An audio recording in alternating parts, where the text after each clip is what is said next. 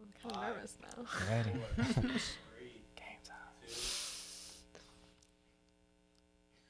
Good evening, everybody, and welcome to our first ever Bearcast Media football pregame show. We are live tonight in the Walter E. and Maryland Bartlett Television Center at CCM, and I am joined on my right with Caitlin Zelenowski and Ethan Bastion, and on my left, Sean McMahon. Guys, this is what we've been waiting for.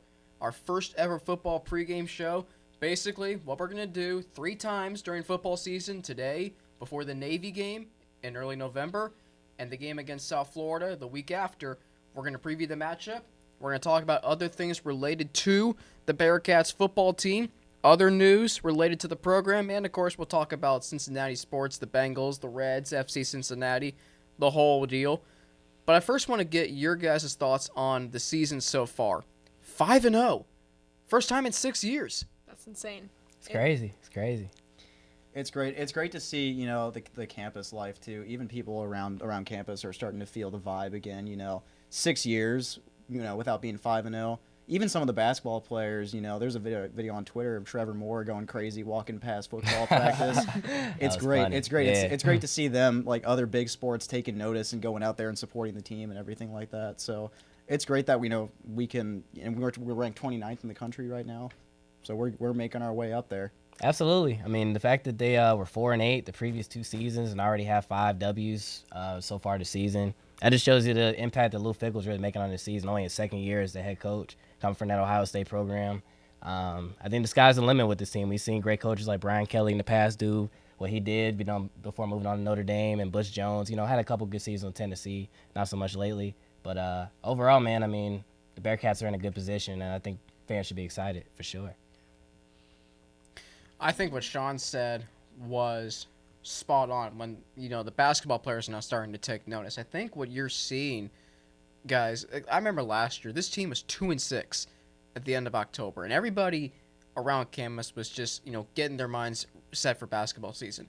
This year, they want to see how It's good. much different. Yeah, It is exactly. much They want to see different. how good this team can get, and now that the basketball team is interested, there's a connection between those two teams. And it's just so great, not only for the campus, but for the city, because, you remember 2008, 2009, when this team was playing in BCS bowl games, should have been in a national championship, but that's in the discussion for another show. Questionable, yeah. I don't think questionable. I think it's a absolute yes. Anyway, but just the whole city getting behind this team, that's what I love the most about it. You showed us that Tony Pike video. Oh, yeah, Sean. Tony Pike after they had an interview with him, and he was saying how it's, they're seeing things from the 2008 season that are kind of coming back in the 2018 team. All the talent, the local recruiting, and the city getting behind the team. Against OU, we had a great crowd attendance of like 35,000 people. It was. Almost filled it to capacity. Great. That's like that's just a great capacity to have. It's really cool. Something you really haven't seen at Nippert, and that's another thing too. The renovations at Nippert Stadium, getting fans to come, and now that there's a good football team to see when you're there, it just makes it that much better. Yeah, I think UC's kind of known as just like a basketball school. Like we're always in the top 25. Like last year we had a really good, should have had a really good run. Let's not get into topic that. also. Oh man, my heart's still sick. I was at that game. Don't remind me. But normally people are just we're ready for basketball season. We just go directly into basketball season. Like the crosstown shootout's huge, but with us being 5-0, people are actually starting to come to football games more, and they're making a huge deal out of it. And it's not just our basketball team. That's what we're known for anymore. That's a great point right there, Caitlin. It really is because, we were just talking about it before the show, having been in the Big East, which always was, even when football was a part of it, the Big East was always a basketball conference. There's one year you have 10 teams, or maybe 11, in the NCAA tournament. This was 2011, back when you had UConn and Louisville and Notre Dame and Syracuse and all those great schools. But now that we're in the American Athletic Conference, which is, I think, both a good football and basketball school, UC being good at football, which we haven't seen since the Big East years. That's another thing. Absolutely. And I definitely think now is the time for UC to really take the reins and really be a star of the conference, really. They have a great opportunity. Very exciting game coming up this week. And I think their schedule is winnable. I think they have definitely a good chance of having a very good record this season. and maybe they'll pull an upset, later in the season and get into these later games. So I'm excited as a Bearcat. One win for bowl eligibility.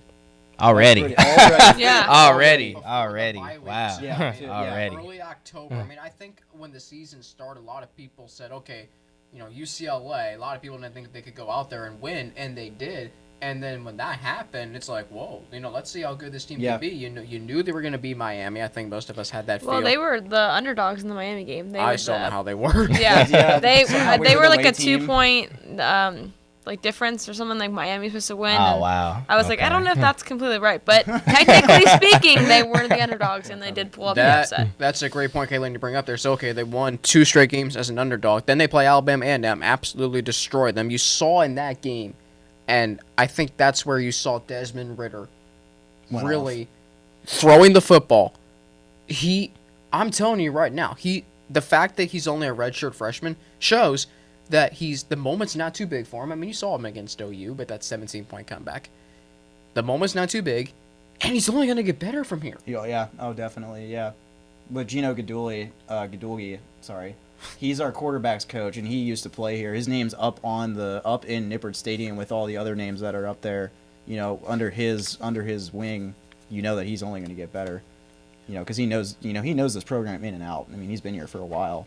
So he was the quarterback at UC here just recently, and now he's coaching a quarterback who I really, really like. We even have Coach Freeman. Coach Freeman was here during the 2008 season. He played here. Now he's coaching the linebackers. And that's a cool thing to see that former players are coming back, and they're starting to see the same, things in the 2018 team from the 2008 team. Well, it's something you brought up there with Tony Pike. One of the best quarterbacks in UC history, certainly one of the best players in UC history, and the fact that he's comparing this team to that team in 2008, it just speaks volumes to how far this team has come. And I think, guys, all of it is due to Luke Fickell. Yeah, like I was saying earlier, Luke Fickell is really changing the game at this program. I mean, in year 2 to already be at a 5-0 start, that's an amazing start. They can get 10, 11 wins this season. I mean, I don't think anybody really expected that, honestly, coming into this season. And just the fact that going forward, they have so many young players, too. They have a lot of young talent. Very young, third youngest team in the FBS right now. Yeah. So, I mean, the talent is galore right now, and I really think they can continue doing it. So, it's going to be interesting to see. One thing I love about Luke Fickell is he brings that Ohio State winning mentality here. He's very hard nosed, and he's very like, I guess would you say mature maybe in his responses? He's not very overconfident when he responds. He talks a lot about maturity too and growing in terms of the team. Obviously we're a very, very young team, so he talks a lot about maturity and winning, and guys haven't seen winning a lot around here in the last couple of years, and now that we're starting to win, they're starting to mature and develop a lot faster in these previous 5 weeks. Right. And with that, saying that we're the youngest team, we're the second youngest starting team in the nation, and with that if we have such a good team this year, we're only going to get better. Think of next season and the season after that. With us starting majority freshmen and sophomores. This isn't just a this season thing. It's going to continue for a few seasons now. Mm-hmm. And one thing you mentioned was Des Ridder. I knew he was the real deal when he had that pass against UCLA. I think it was a 29-yard reception to Ja'Shawn Jackson. It was right near the goal line. It was a 50-50 ball. Why do I not remember this? I don't know. It was how do I not? That's when I remember. That's when I first realized that Desmond Ridder was for real. He was willing to take risks, and he showed his ability to, just be an accurate passer. And then against A&M, he showed that he can, throw to different parts of the receiving core, tight ends and different wide receivers and whatnot. And then, it's just, it's great that he's only a redshirt freshman, and we're going to probably have him for 4 years. To watch Desmond Ridder in his post-game press conferences is also really exciting because he's so boisterous. He thinks he's the best player on the field when he goes out there. He said that when he said that after the OU game, that he thinks when he goes out there, he's the best player on the field. Now, you can say, well, do you want a quarterback who's so boisterous? Normally you think of a quarterback as somebody who, keeps the calm in the room, isn't as vocal, but, you can have a quarterback like Cam Newton and, for the Carolina Panthers, who is what Desmond Ridder is, and still have a good team around him. Desmond Ridder has made Josiah DeGuara a really sneaky weapon in this offense. Oh, by the way, he leads the team in yards, receptions, and touchdowns. Wow. And he has the ability to make great throws. Like you mentioned the throw he made against UCLA. I can't believe for the life of me I don't remember it. I just think the moment I knew that he should be our guy, or UC's guy, excuse me, is just the offense moves so much better down the field with him. You can see he's a general on that field. The throw to Ja'Shawn Jackson against OU in the far corner. That was a great throw. Dropping a dime on Rashad Medeiros. 77 yards. Second half. Like, okay. Does Hayden Moore make those throws? No. Desmond Ridder makes the plays necessary to put UC in a position to win, which they've won 5 straight games. He goes through his motions.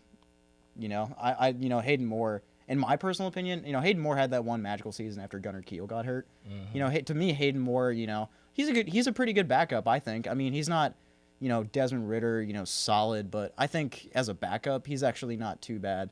To me, it seems like his main target is always Khalil Lewis. He seems to almost always go to Khalil. Desmond Ridder seems to spread the wealth a lot, I agree with that. And also the thing that's impressive about Desmond Ridder too and this Bearcat team is that they won in so many different ways. I mean, they blew out Alabama A&M. They had to come back down, when they was losing in the second half against OU. They won in so many different ways so far this season. And I don't think being a boisterous leader is always a bad thing. I mean, look at Baker Mayfield, for Tim example. Tebow as well. Tim Tebow as well. Sometimes if you need to change a culture where you haven't been winning as much you need somebody to shake the boat a little bit. I would agree with that. Shake you up a little bit. You can't just keep it even keel forever. Somebody's got to be able to shake the culture. And I really think he's doing that along with Luke Fickell again. So they have leadership all around. And you have a head coach and a quarterback. That's a great way to start the program. So I think they're well on their way. And I think Luke Fickell's okay with Desmond Ridder being what he is. And, you mentioned Luke Fickell in his post-game press conferences. Like he'll tell you everything you need to know. I mean, it's his press conferences are a lot different than Mick Cronin's, I think.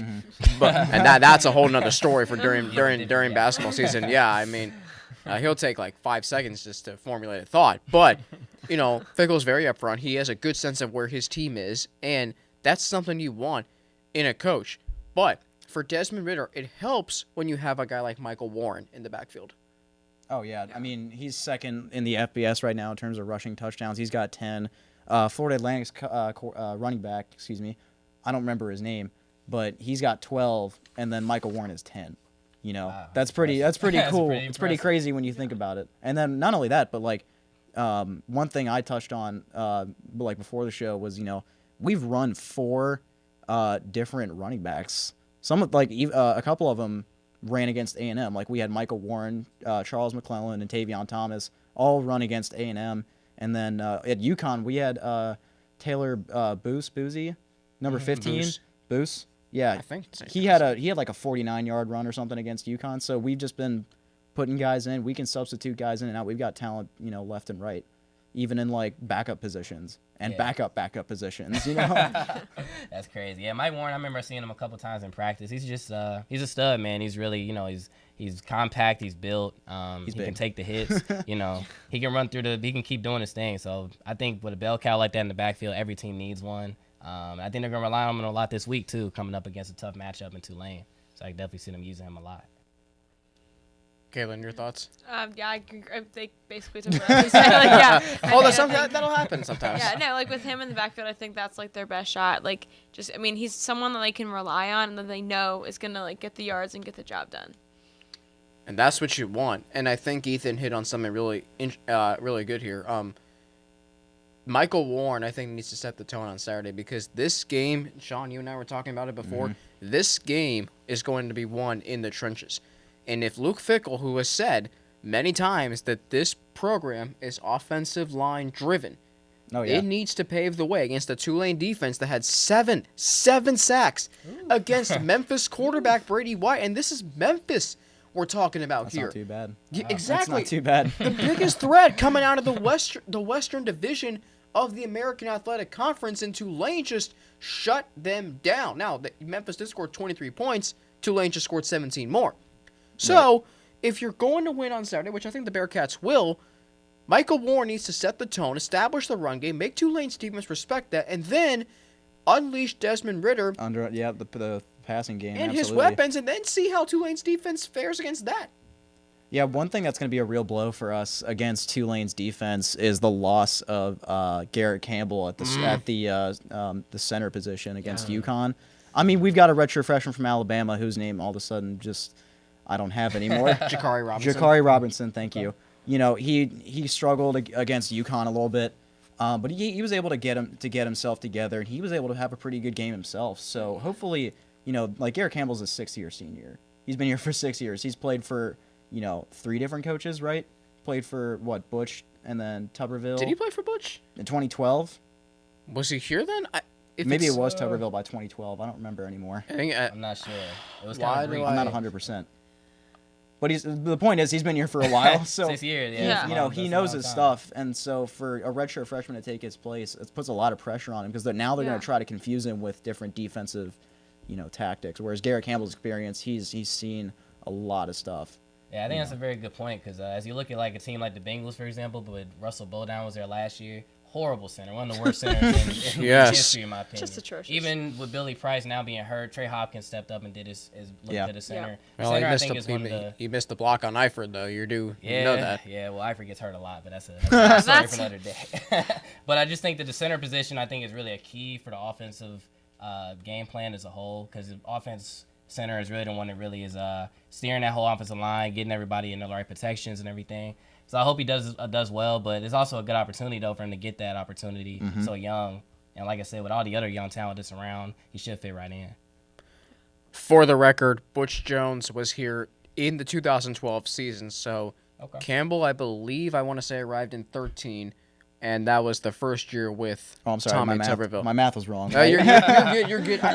Although, Sean, I do Not my think best it subject might right be 3 offensive coordinators. Maybe I don't know. think because we've changed coordinators a lot. We switch positions a lot, definitely. Yeah. I'm trying to think of somebody. I think Coach Doug Phillips, our running backs coach, used to work with tight ends last year.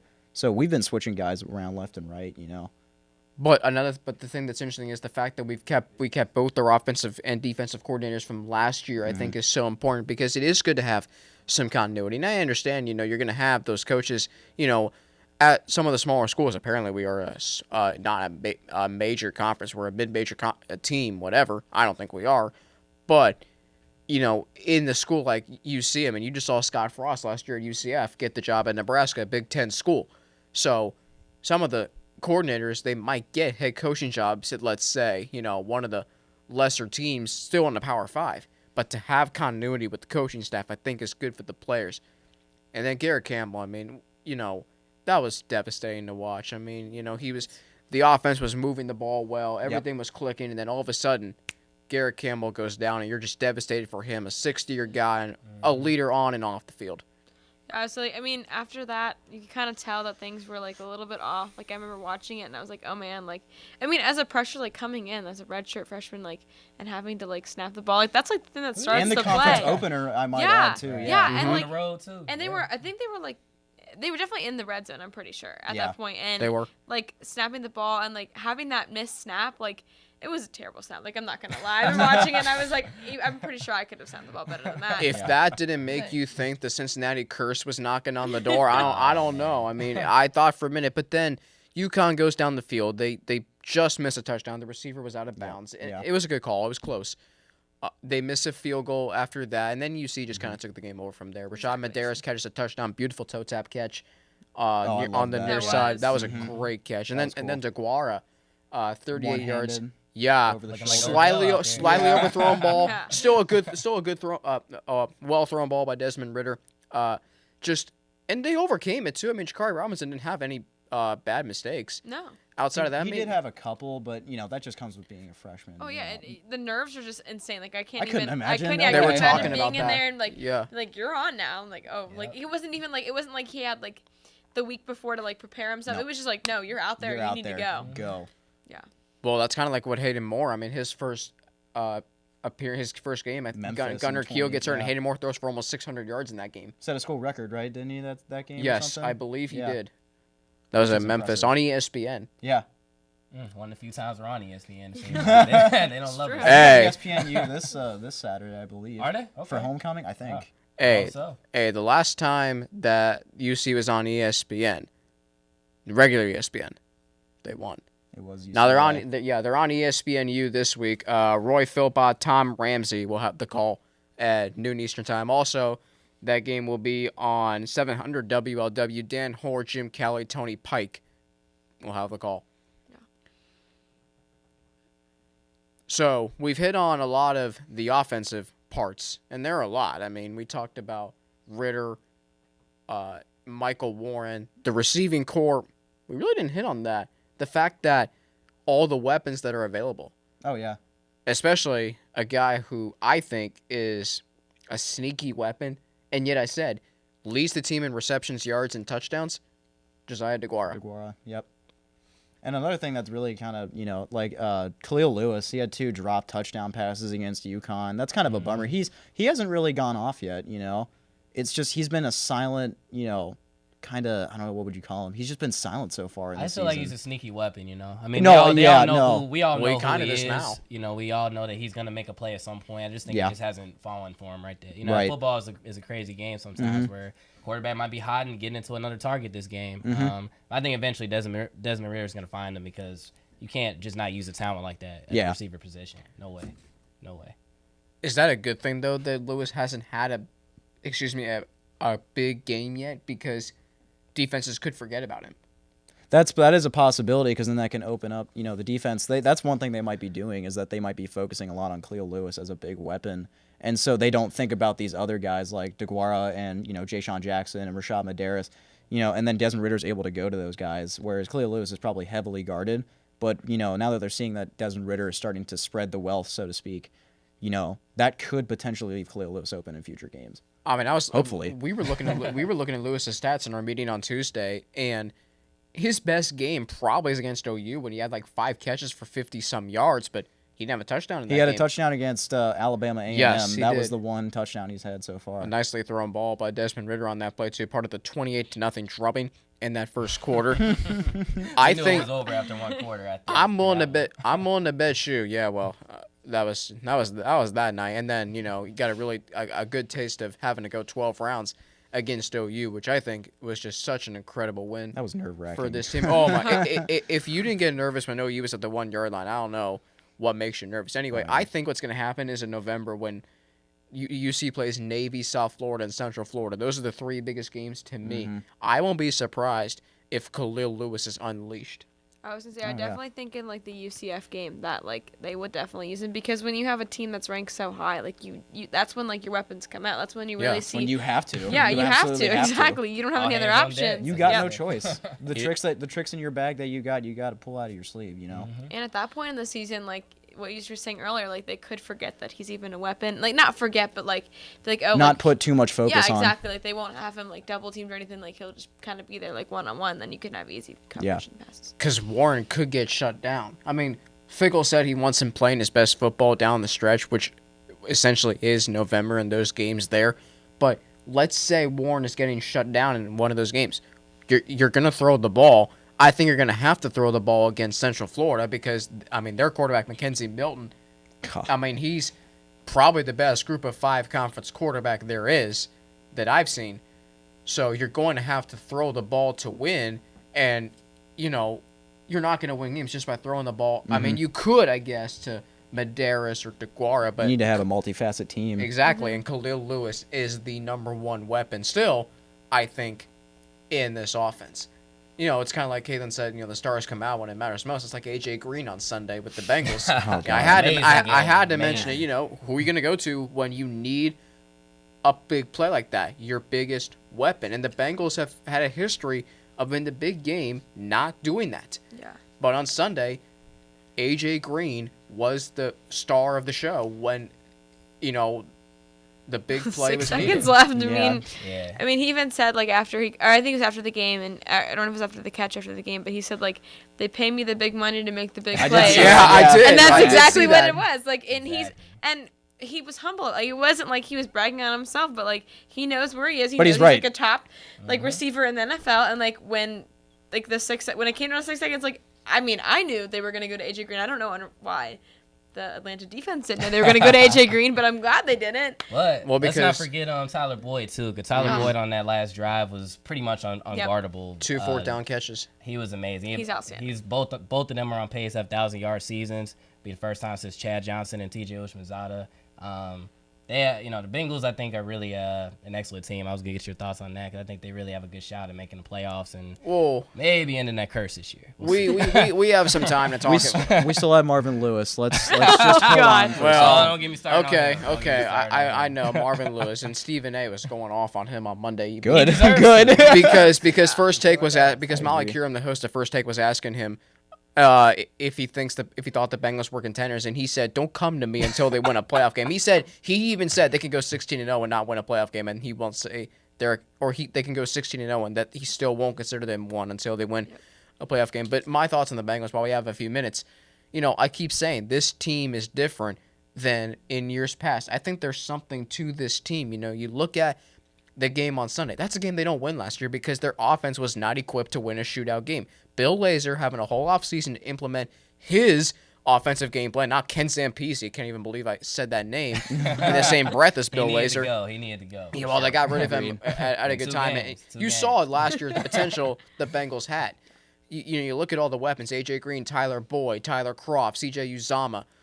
You can even throw in John Ross at times. So, when he's on, I mean, he did have a touchdown. When he's not having leg surgery. Yeah, Or well, when he not forgets stopping to on run, routes. yeah, Like, and that's make right. Dave laugh at my rate on the radio call. Anyway, I really, truly believe this team is different than last year because, they're winning games that they don't normally win. The Colts game, I thought Andrew Luck was going to go right down the field and score. Exactly. But Clayton Fedulum saved the day with the fumble. You look at the Baltimore game. When the Ravens were coming back, I'm like, I've already seen this movie. Here Dalton, come though. the Bungles. Yeah, exactly. But they closed out that game when they needed to. The Carolina game, it was a rough They had one. a chance to win that. They did. They really did. And Andy Dalton has been impressive The red rifle. this season. Yes, he's No back. more red BB Okay, guns. no, more. no, because he's given the Bengals a chance to win games. Like he's thrown 6 interceptions, 4 of them are not his fault. Yeah, I will most say- of his interceptions are normally not his fault. It's normally like, I don't know, someone forgets to run, or like Yeah. it It's a just gets tip like ball. tip ball. Yeah, that happens to him a lot. Or you can have He's like the Josh worst Malone with tip that. the ball so high in the air and then have a defender slide and one defender lands on and then another defender lands on top of him and he picks it off. I mean, that was Yeah. crazy how that He's got happened. some bad luck, man. He does. Dalton looks so poised though in the pocket. I mean, on that He last really does. drive, that last drive on Sunday, how many times he almost fumbled twice, and Yeah. his offensive line was breaking down, but he just stood strong. 2 4th down passes, Yeah. and it wasn't like 4th and 1, 4th and 2. It was 4th and 8, Yeah. and 4th and Right. 6, and he just simply was the last man standing. Absolutely, Exactly. but let's not forget though the Atlanta Falcons are missing both of their starting safeties and Yes. Deion Jones too. Yes. So we both kind of knew that was going to be a shootout, and the Bengals are 4th in the league right now, scoring at 31.5 points Yep. per game.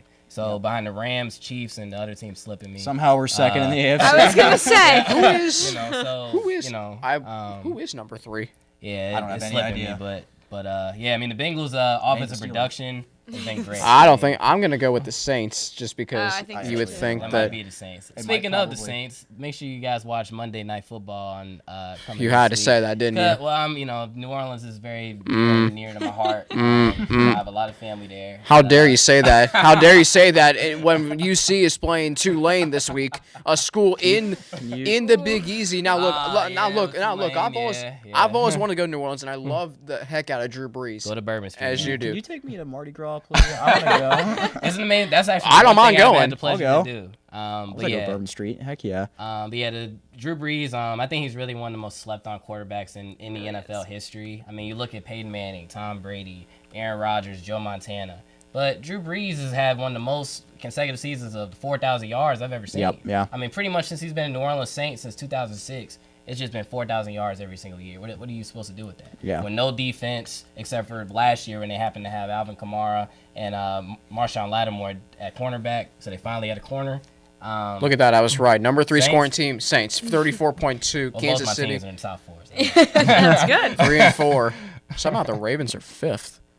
Well, remember they put that drumming on Buffalo week 1, remember? Oh, that's right. Yeah, oh my gosh, I remember looking at that and I was like, well, we play them next week on prime time. Yeah. I wasn't worried. I was nervous. I wasn't nervous. worried. Buffalo's not that good. I mean, and the Bengals Even on a Minnesota. short Well, week. In the Minnesota, first though. in the first week, you never really know Somehow. who's actually going to be good and who's not. You don't So, know like, until like the 5th week. exactly. Probably. Like you really don't know until like the season actually gets going. Like, honestly, like, if you look at all of our games, the Bengals could have been 0-4 right now. Like, we definitely are a fourth quarter team, even though that, like, gives me a heart attack every game. Jeez. But, like They call them that the can Bungles also for a go the other reason. way. Hey. Like I'm just saying. even if you're a fourth quarter team, that means, like, you can come from behind and win, which we've done on, like, almost every game. Right. So, And teams that have won Super Bowls in years past have been known to come from behind in the fourth quarter. Look at the Giants, Patriots. the New York Giants. Super Bowl 51. Well, let's not talk about that. I mean, I was born in David Atlanta. Tyree, remember that? Yup. Oh yeah, that's one of my favorite childhood memories right there. But I mean, the Giants, the 2 times they won the Super Bowl, made a habit of coming from behind in the fourth quarter to win. The best quarterbacks win championships, and the best quarterbacks are able to lead their teams to victory in the fourth quarter. Now, you know, we kind of deviated a little away from the Bearcats, and that's okay. There was one thing that you guys brought up was fourth down conversions and Luke Fickell. Like against UCLA, we went for 4 fourth down conversions and we made 3 of them. We made 3 of them. Including one at the end of the game. That was the game winner, easily. We could have easily just kicked a field goal, but Luke Fickell's like, heck no. We want to be up by 2 scores. And even it's not even just when we're on the goal line. It's when we're on our side of the field that he decides to make these calls. You know, James Smith is our punter. He hasn't been getting a whole lot of love just because, you know, Fickell's been going on fourth down. We've just been doing so well on offense, you know. I love that Fickell. You know, another thing is smart play calling about Fickell. You know, he knows when to make, you know, calls like, hey, let's go for it on fourth down. You know, against UCLA, that was really, you know, that took a lot of guts to go against UCLA, go out there and, you know, convert 3 out of 4 fourth downs. And then they tried doing it, and UCLA didn't get it. No, they Kelly. went really deep in their own territory. And was that? I think that was the possession right before UC scored their Michael Warren's 3rd touchdown. I think that's when it was. But another thing, Sean, that I love about Luke Fickell is he knows his team. He knows what his team wants. That's why they go for it on fourth down. He knows this team. And even against OU, when, you know, they might have been a little shocked when OU came out up 21-0. I was. I was too. all were. But I I think we still all felt were. like UC was going to win the game because, you know, they just hadn't woken up yet. Now they had a few penalties, which they overcame 14 of those.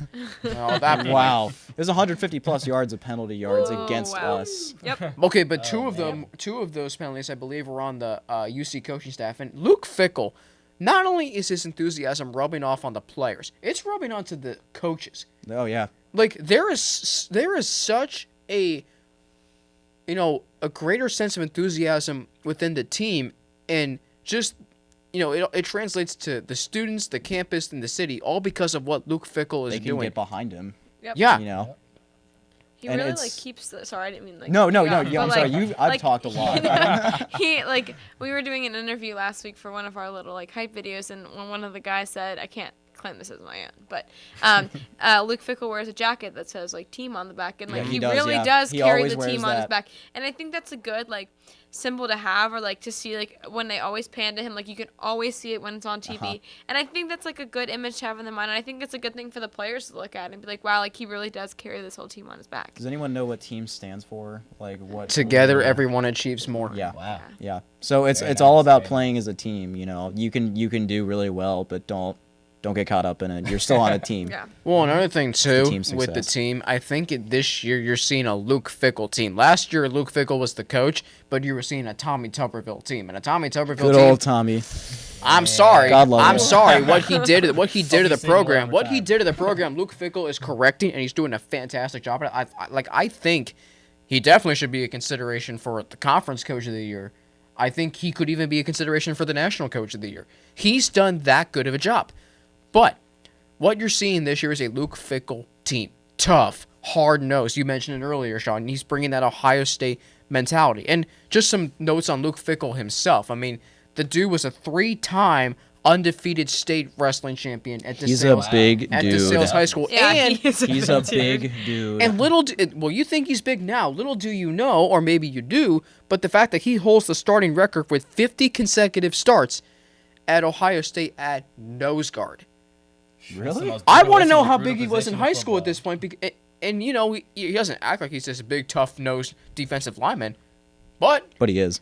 well, that was in the late 90s. But he has UC, you know, in every single game. And they were in some games last year, too. But, you know, with the talent that was just lacking. And there were so many teams like UCF, USF, even SMU, and, you know, Navy. I mean, they ran all over UC last Oh year. God. What was it, 600-some yards? Yeah, it was bad, but you're seeing a much more competitive team. You're seeing a team that plays with a greater purpose on defense, getting after the ball. You know, look at the defensive stats. You've got Cortez Broughton. You know, Luke Fickles made him a man. Great guy. Great guy. Yes, great. Off the football field, he's a great guy, too. He's so funny, too. He's hilarious. Oh, my gosh, he's funny. One of the funniest things he said was that he didn't mind a little breeze because he was 290 pounds against the Miami, Ohio. Against Miami. Yeah. He's like, I don't mind. You know, it's like, I love the little breeze. I'm 290 pounds. You know, that's something he said. It was cold and rainy that night, but he didn't care. That was a horrible day. Yeah, that was. Oh my gosh, Every I was working day. that game, man. I was out. I was on the field. yeah. I was on the field during the second quarter. You have a raincoat or anything? 'Cause I Luckily, hope so. yeah. Say, I wore a bunch of layers to say it's You dry. were in. You I were was in the booth. So You were in the I was. broadcast booth with you Dan had a Horde. good- That was a nice. nice booth, too. That I was was- such a nice booth, and I even asked Dan Horde. I was like, "Oh, like I can shadow any game," and he goes, "No, let's do the one at Paul Brown. Like the booth is bigger." And I was like, "Okay, It's like a I'm nice not gonna booth. complain."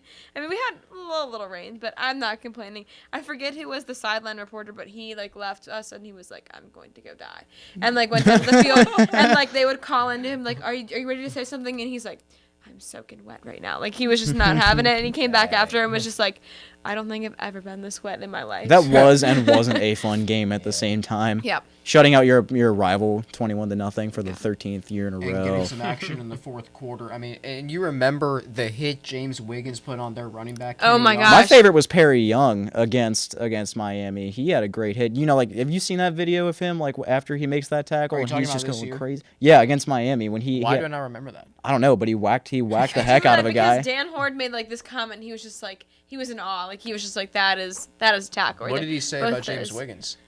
I can't remember word for word, but like he went off. He was like, that is the way to make a tackle. Like Yeah. on both of those, he was like, that is the way to tackle. Like that is a highlight reel tackle right there. Yeah. I think we can actually tackle this year. That's another difference. That's true. Oh yeah, That's like, the That's key true. in defense, my man. having a whole Key in off defense. season to actually look at your weaknesses. I mean, you know, and then during the off season, while UC was trying to get better, you know, you had Athlon Sports say 4-8. You had ESPN say 5. I think like 5.6 wins, so 6-6.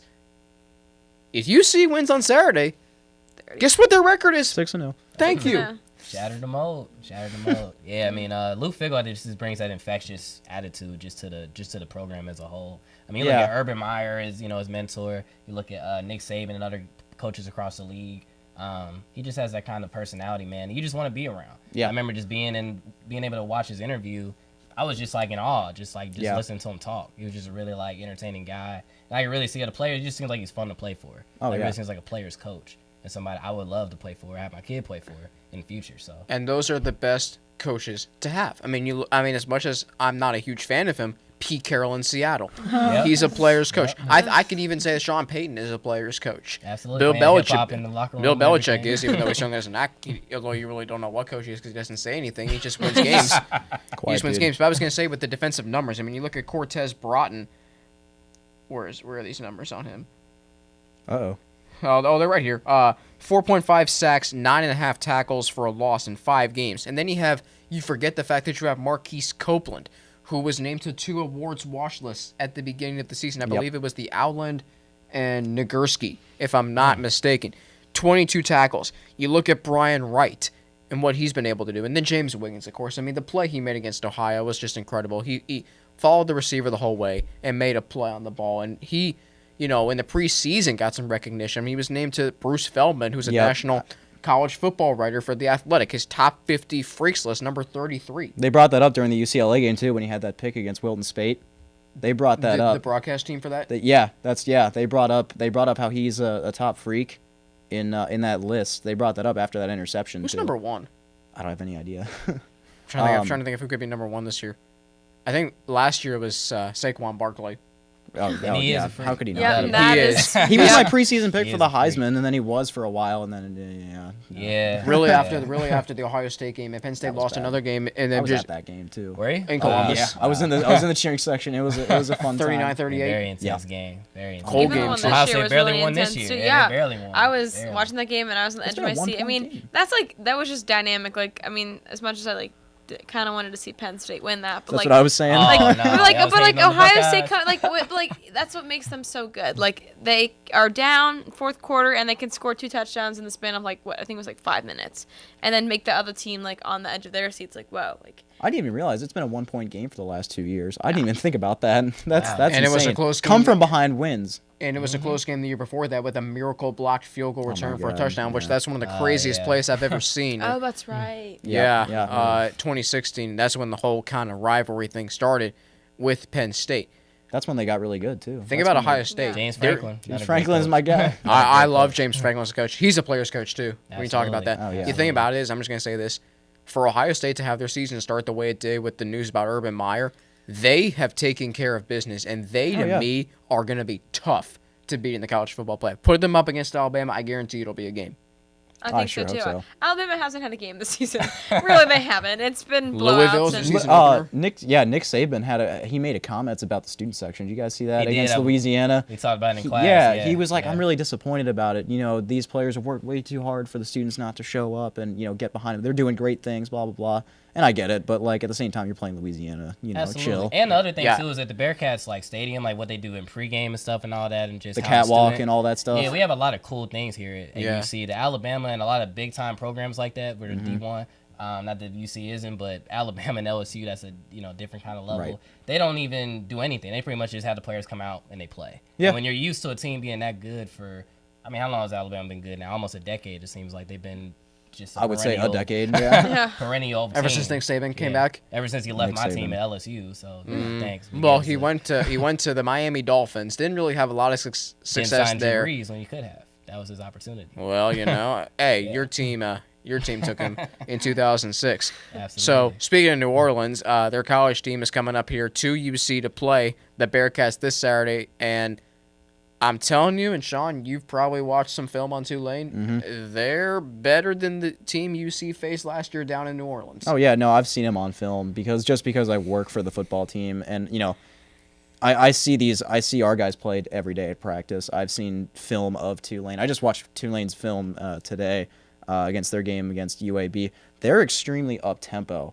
I mean, they are very, very quick on the ball. They do this what is it called, like a muddle huddle, I think is what it's called. Well, they'll all be huddled around the quarterback, and then they'll snap into action, and they just go, and then they try to run the ball like right up the middle. They're extremely up tempo. But Fickle's been getting us ready for that all season long. Like even when we went out to Camp Higher Ground back over the summer, we're trying to run up tempo offense. We're trying to get our defense ready for up tempo teams like Chip Kelly and UCLA, and obviously they showed that they can do really well. After going, losing 10 points, 10-0, and then we stopped them, and then we went up and we scored 17 points, and then we, at halftime we were up 17-10. And at that point, they really had full control of that game, really. Yeah, that's when that Yeah, sense of UCLA control never kicked really in. did. You could sense that. But that's a great point, Sean, to bring up there about getting ready to play up-tempo offense. That's what this whole conference is. Look at UCF. Look at South Florida. Look at these teams. These are athletic, up-tempo offensive teams. You have to be able to stop them if you're going to have success. It hit UC like a train wreck. Like a last green year. wave. That's a good pun right there.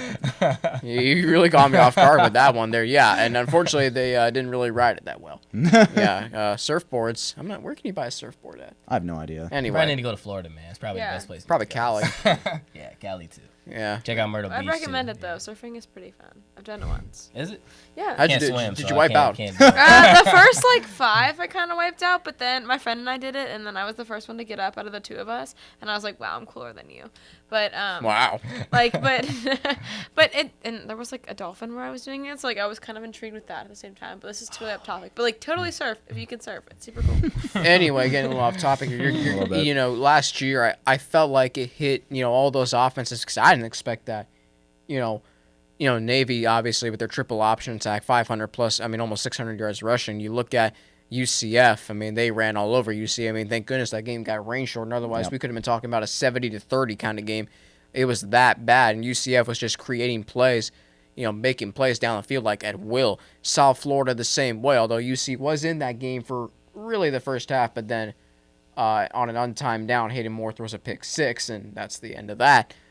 SMU even, East Carolina, they absolutely gashed UC. Oh God, yeah. Gardner that was that Minshew one, yeah. threw for over 400 yards in that game. But This year, I think UC is going to be better prepared. I'm not saying they're going to shut teams like UCF down, but they're going to be much more competitive against them. Absolutely, yeah. And another thing about up-tempo is it's not even just like this conference. It's been college football in the last, like, what would you guys say, like 10 years? Oh, absolutely. Like, you go back to like 2005, and it's like that classic style play. You huddle, and then, you clap, you break out, you go to your position. No, now it's like, get to the line now. We're going now. Yeah. And it's translating to the NFL. Look at the teams in the NFL now. It's up-tempo. The Rams run an up-tempo offense. The Chiefs run an up-tempo offense. 4 now.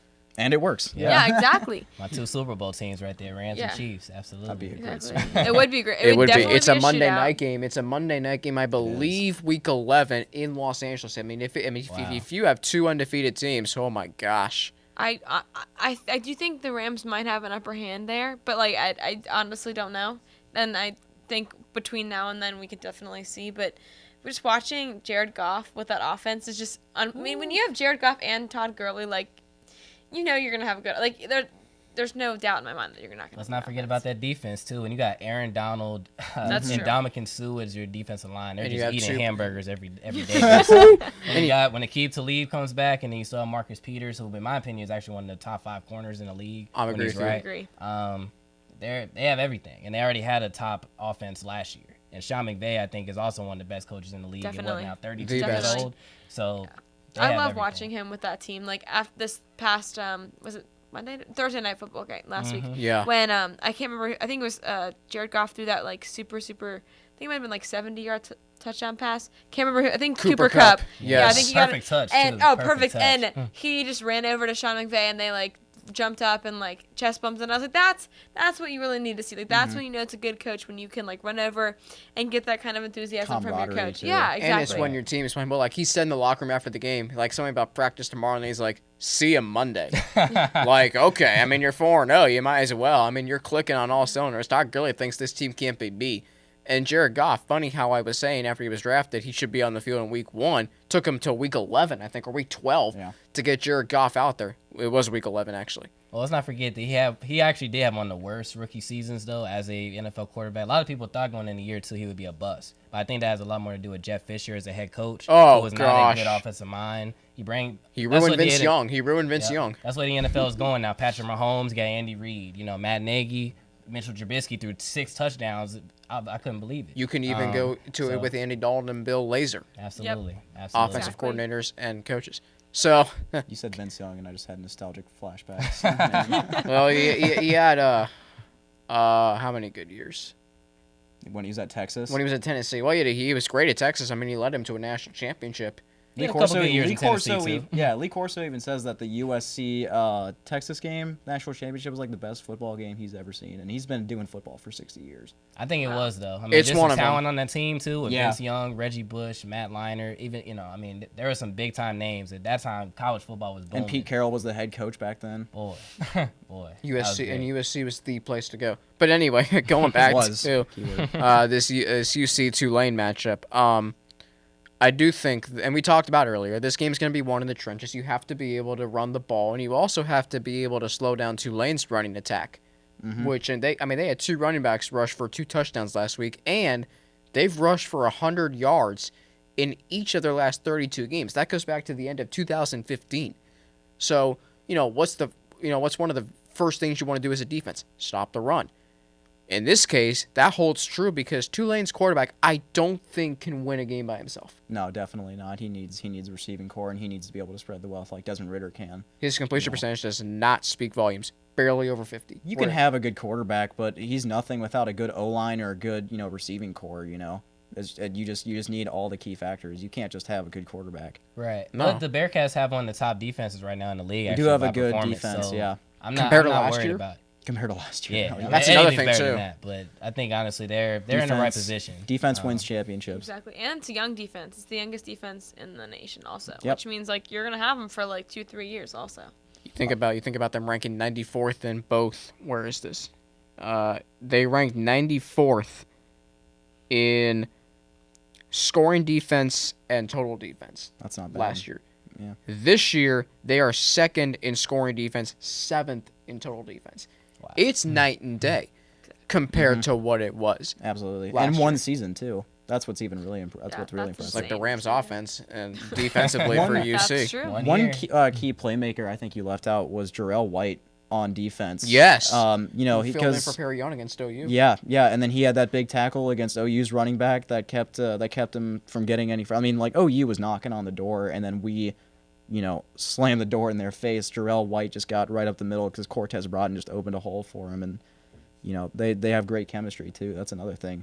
I mean, you got so many guys up front. I mean, you got Broughton and Copeland, but then you have guys like Kamani Fitz. Kumani Fitz. Yep. And then you have Brian Wright, you have Jarrell White, you have Perry Young, you have, you know, your secondary and James Wiggins, even Derek Forrest Derek Forrest has made some plays at times this year. Absolutely, and Michael Pitts is another one. Shout out to him. Yeah. Love that guy. I've had class with him. Real cool guy. I love his dreads. He's cool, man. Southern guy, man. Real cool. But yeah, they have a lot of just talent, and then I like the mix that they're also getting local talent as well as talent from down south as well, which you do need. As you see, since Ohio, Urban Meyer came to Ohio State, he brought the SEC culture with him. They've Yeah, he been did. a tough team, unstoppable, and I think Luke Fickle is doing a lot of the same thing. And I really think you gotta have that tough mental mindset. And SEC is winning football. Yeah, that's what I love about, you know, I love the local, like here in Cincinnati, we're big on local stuff. Really, really big Especially on in local. football. But Especially in we have good football. programs Really though. good. Coleraine, High school Yeah. football, Saint X. X. and then Elder. Elder. Cup, Elder. I Gotta was go going to to say, Kentucky. even Mason I'll put in there. Yeah, well, Cupcath. yeah, they've had a couple Cupcath. years. I would here. even put Yeah. Cupcath in there. Yeah, I mean, I saw Luke Fickle at like 3 or 4 Cupcath games last year. And, Oh, yeah. And he recruited the top tight end in the country, but he went with Notre Dame. But Well. I mean, he tried to get him to come. I mean, like the fact that he's going out there and trying to get local talent just speaks volumes. It really does, yeah. And then when you start to see it succeed, you'll start to see the local talent come here. Yeah, exactly. You'll see it. I think a lot of that is due to Desmond Ritter. What a quarterback can do for a program is attract playmakers, you know, not even just locally. I mean, you look at how many players there are from Florida on this team. Oh, yeah. There's a good number of them. Yeah, I mean, most of your players are from Ohio. I mean, Michael Warren's from Ohio. Desmond Ritter's just down the road from Louisville. He went to St. X in Louisville. Did he? Oh, He went to St. I X, yeah. think I knew about that. But, you know, it's so funny. Luke Fickle calls it the state of Cincinnati. You know, the 50-mile Which is true. radius. Yeah. It is, because Cincinnati is a hotbed for football. Look at Kevin Huber. Yeah. Look at Luke Kuechly. Travis Yep. Kelsey. Kelsey. Travis Kelsey. Kelsey. Yes. Yes, exactly. There is talent. Tommy Tuberville just didn't understand that for whatever No, absolutely whatever not. gosh darn reason.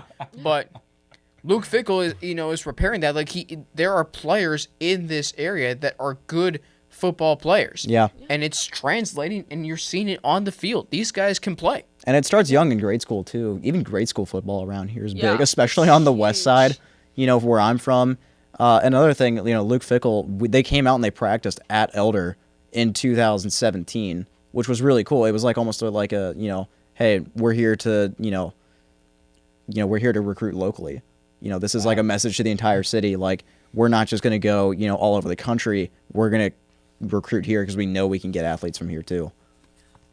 That's a really great point right there. Yeah, I mean, Luke Fickle, you can see, like you said, there's so much talent. I remember a couple guys from my high school in Mason. They went on to play at University of Toledo, Notre Dame, Michigan. Wynn Woods had a couple players there at Alabama. And those are the smaller schools. So, Yeah. I mean, it's kind of amazing, really, that I think Cincinnati gets overlooked a lot because of our kind of Definitely. like curse history that we kind of have with Yep. stuff with sport. We have a lot of talent here, you know. The Big Red, don't forget about the Big Red Machine, even though the Reds are bad now. You know. It's been a while. It's been a while. Yes, But I mean, we're still a great, you know, MLB franchise. I wouldn't trade us for the world. So I first love it. MLB Yeah. franchise. I mean, Yeah, the tradition here is great, and that's something too. Tradition's you big. bring up there, Ethan. You know, the fact that we're cursed and you know people don't talk about us. You know, when the Bengals start winning playoff games and actually, according to Stephen A. Smith, become My idol right contenders. there, my idol. Whatever. I'm sorry. I've lost a lot of respect for him, and I think he's a very funny, and he'll tell you how it is. He's a very smart man, but I'm sorry. Some of his opinions I don't agree with. But when the Bengals, you know, start winning, you know, actually playoff games and maybe a Super Bowl, which I think is going to happen sooner rather than later, you know, eventually, you know, not only are we going to be viewed in the national media's eyes, you know, they're going to be like, oh, wait, you know, Cincinnati's a hotbed for high school football. You know, what the Bearcats are doing, you know, they're bringing, you know, it's just another team that this city needs. It's an under the radar Yeah. team, This too. It is. year, the city of Cincinnati has had a much improved Bearcats football team. The Bengals are 3-1. FC Cincinnati. FC Cincinnati is insane. Yes. Insane. Yes. The fans are in there I every watched that stadium. announcement on WCPO. And I'll tell you, it was one of the best days in Cincinnati sports history. You could sense a different feel getting that third professional sports team. And I think it kind of woke the Bengals up. The Reds started playing better after that. No coincidence there. No, I think really all three teams are very like together and they really support each other. And like you don't even have to be like sometimes like you're just like, oh, I'm just a soccer fan or just I'm a football fan. But like when one team starts doing really well, like the whole team kind of rallies around it, and all the other teams want to be like, oh yeah, like we want to do well too. So like I think watching FC, like the Bengals have kind of like woken up and they're like, oh, like yeah, we're just as good as them. Like everyone should cheer for us too. I think no, one thing that's different about us is pride. I think that our players love to be here. You know, completely agree. like The Bearcats. The Bearcat. Oh yeah, no, definitely, because like I read an article from Troy about Troy Copain. After he left, he said, "I would have never played for any other team in the world. I loved it in Cincinnati. You know, legendary Bearcat. Legendary. Yeah. I really think that there's a bigger sense of pride. There's something about this city that people just love, and like I grew up here in Cincinnati. I've been here for 18 years. I get it. You know, I'm definitely part of it 110%. So it's really cool to see guys that aren't from Cincinnati, they come here and then they feel the same way. Absolutely, I think it's a culture here. I mean, whether it's the Skyline Chili or Gold Star, I mean, No, hang on. Gold Star needs to get out of that just list. Skyline. Just better, Skyline. Skyline will always be better than Gold Star Chili. I'm sorry. Now, I will say Gold Star has really good hot dogs. I think they're better than Skyline, but Can't beat the chili. no, Skyline exactly. chili. You can't beat anything from Skyline except the hot dogs from Gold Star. Now, French fries are better at Gold Star too now. I think they're better. I don't even I go to am Gold not- Star, so I can't even make a comment you know there. I what? just go to You know Skyline. what? I will Their never fries try are Gold Star. good. Their fries are good. Anyway, you know, I didn't really want to hit on the Cincinnati sports curse, which I do believe there is one right now. There is. But It's got to end eventually, though. The Cubs did it in Here's- 108 years. So anything's we can possible do it. now. It'll the probably Cubs be are in the another 100 days World before Series. we get there. Anyway, no, it'll be. I think it's gonna happen really soon, actually. Anyway, you know, I didn't want to talk about the curse, but here's how you get rid of it: have the pride take over. Like, you know, I think you're seeing it with the Bengals. Like, you know, Andy Dalton and AJ Green, I think they've been exuding more pride to be in Cincinnati. They're connecting Oh, for more sure. Yeah. with the fans. I mean, the doubt. Andy Dalton Foundation is really good for the city. You know, I think the Reds, you know, Joey Votto being the face of the team, he's not the most He vocal guy. absolutely loves it here. Yeah, and he Okay. said he didn't want to be like. There were like talks of him being traded or something, and he was like, I don't want He's to. like, no, I like He's not it. Like, a I big love city it kinda here. Yeah, guy. and you know Marty Brenneman loves this team in the city. Kirk Herbstreit as well. Yes, does. Kirk being Herbstreit. from Centerville, Ohio, just right near where I'm from in Springboro. But the fact that the pride could take over, I think that is what's going to end this curse. Because Cincinnati sports, like even as fans, we're going to get attracted to that. Like I'm willing to bet you Sunday, I hope at least, it's going to be at least 60,000 people in Paul Brown Stadium. Oh, I agree. I think like people always ask me like, "Oh, the Bengals suck. Like, why are you a Bengals fan?" And I'm like, "Listen, like 'Cause when you you grew up grow on up with a team, like it doesn't matter if they're like 0-16 like the Browns, but like you're still like." Because Like- I'm not a bandwagon is the best answer. like you're just gonna stick with them. Like I grew up going to games. Like I absolutely love it. I like my Sundays are just me watching the football. Like I wouldn't give anything to like not watch Bengals game. But like even if they suck, like even losing, you're like, well, at least I watched the game. Like I'm glad I watched it. And I think with us having a winning team with FC, like I've been to the past 2 home games, and it's just a surreal atmosphere there. Oh, yeah. haven't Like been to this one yet. past one, when like everyone knew they were gonna get the like award at the end, like the stadium was just like jam packed, and like all the little traditions with them only being here for like what 2 years, I think. 3 3 years. years. I think This is their third year, Third year. right? Yeah. Like they all have like traditions, or like the Bailey is just the coolest thing ever. Like Yep. if you haven't seen that, like you have to watch that. And like how everyone already knows like the chants and everything. Like I felt out of place. This is only the second game I've been to, but like everybody knew it. And like someone got engaged last week at the game on the field. Like it is such a Cincinnati team, and I think it's really cool that we have it here at UC and that they share the field, because I think that's like maybe like a good luck field or something, because like they're both doing really, really well. But I think if like FC did something really spectacular this season, that would just break the Well, curse they are the altogether. number 1 seed in the Eastern Conference at the Yeah. USL playoffs. And here's an interesting thing about FC Cincinnati and their history. You know, they came into existence in 2015. That's when they were announced as, you know, a minor league soccer team, whatever it was, however they were announced. So the Bengals obviously made the playoffs that year. I don't want to talk about that game because that's That's a great season. That's in I the end, can't. boy. I Great still am partly not. Come on, but Jeremy Hill. Here's the know. thing. Hill. While He the needs to Bengals get while the rid of him. Bengals had 2 down years, FC Cincinnati was building an army of fans. Of fans. That's what they were doing. Now this year they're really good. The Bengals are coming back. FC Cincinnati, I mean, the pride that is for that team. Like, I remember when they beat Chicago Fire last year in the U.S. Open Cup. There were fans on Local 12 saying that it was the best sporting event they had ever been to. And I'm like, wait, Wow. I need to get behind this. Like, I don't care if they're a minor league team or not. I need to get behind this. And there's a certain feel when you go to those games. It's really is. community. It's the smells of beer. It's the smell of, just kettle corn, whatever. So going back to, we can talk about FC Cincinnati all we want, and then Cincinnati sports being great right now. This matchup on Saturday, I really am devastated for Garrett Campbell. Yep, absolutely. Because- it's homecoming that was really too. sad to see. Yeah. He a leader on that team. He really is. Jared Dokes also going to be out for a longer period of time. He had groin surgery just recently. So this, who said that? One of you said that not only is this team going to be good this year, but they're going to be good years down the road. I think that was Yeah, her, I think actually. yeah. Was it you, Caitlin, Yeah. who said that? The future of this program is bright. You can Yeah. definitely admit that. You can definitely Or tell. not admit that. With this being the youngest team, just like You where can they only are get now, better. they can only get better. Exactly. And they've been maturing the last 5 games too. Even like Desmond Yeah. Ritter, as stepping up as the starting quarterback, that maturity is just even in 5 games, it's been there and it's progressing still. Because coming into the season, we didn't expect him to be the starting quarterback. It was expected to be Hayden Moore. It was actually, absolutely was. So the fact that Luke Fickell pretty much made a statement week 1, we're going with Desmond Ritter, stuck to it. And like you said, with all the aggressive play, just a whole different culture on this team. He's confident in his team too. He has a sense of confidence in his team and in his play calls too. He knows that his guys can get his calls done. Absolutely. Gotta love it. I do. And you have to love being a student here at the University of Cincinnati, and you have to love the fact that the Bearcats have, I think, unlimited potential. Whether or not they go undefeated, which could happen, however they finish, it's just so great to have Cincinnati Bearcats football back. Yeah. And unfortunately, we got to kind of wrap things up here a little bit. So we'll get to our final thoughts and what you're looking for on Saturday. Caitlin, we'll start with you. Oh, okay. I don't know. I think it's going to be a really good game. I think it's definitely probably going to be one in the trenches, you guys said. But I really think that UC can go 6-0. And I think if they do go 6-0, that it will be like the culture is already like really, really grown. But I think that'll just blow it out of the water, especially. I think Michael Warren's gonna have a very big game on Saturday. I really expect him to give him the ball. They might expect it, but that doesn't mean they can stop it. Expecting the score to be 35-24 Bearcats. Oh. Good day for homecoming. Hopefully y'all have a good day out there. It'll be a nice day on Saturday too, so that'll be nice.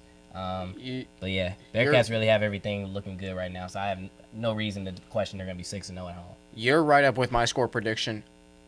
I think UC is going to start out running the ball. They're going to establish that they're the bigger team in the trenches. Is Tulane better than last year? Yes. Are they athletic? Yes. However, I think UC is the better coached team. I don't really know anything about Willie Fritz, the head coach down at Tulane. I don't know how he coaches his team. But I think Luke Fickell's going to have these guys ready. Homecoming Saturday. It is a noon start, which I actually think is a good thing. 8 a.m. tailgating. Yes, I'll be there. So I think Michael Warren runs the ball. Desmond Ritter, uses his weapons.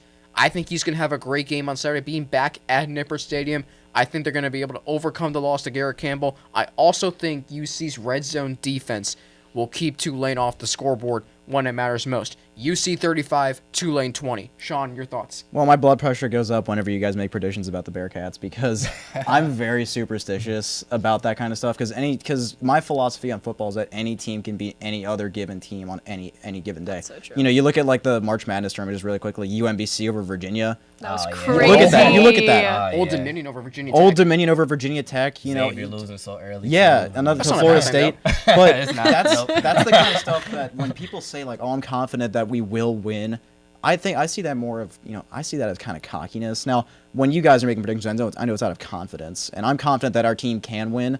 But for me, it's like, let's just play the game. You know, I want to go 6-0. Will we be 6-0? I sure hope so. I'm not going to say yes, and I'm not going to say no. Let's just play the game, you know? That's just my philosophy on football. And, you know, like when I made a pick for the OU game, my prediction was actually pretty accurate. And, you know, there were guys that I was talking to and like, oh, we're just going to beat the, you know, living daylights out of OU. I was like, see what you mean? See what happens when you say that kind of stuff? Like, if you get cocky, like, that's when things start to go badly. That's when no, absolutely. I do not like that stuff. I'm not big into cockiness, but I'm big into confidence for sure. So let's just play the game. It will be a shootout, I think. And who knows? Maybe if we beat Tulane really, really big, we could be in the top 25. It should be nice to see. It'd be really nice. It really would be. First time since 2013, I think. Yeah, it's been a while. I thought we weren't. I'll have to look that up, but it's been a while. I mean, definitely, you know, not since Luke Fickle's been here. No, definitely not.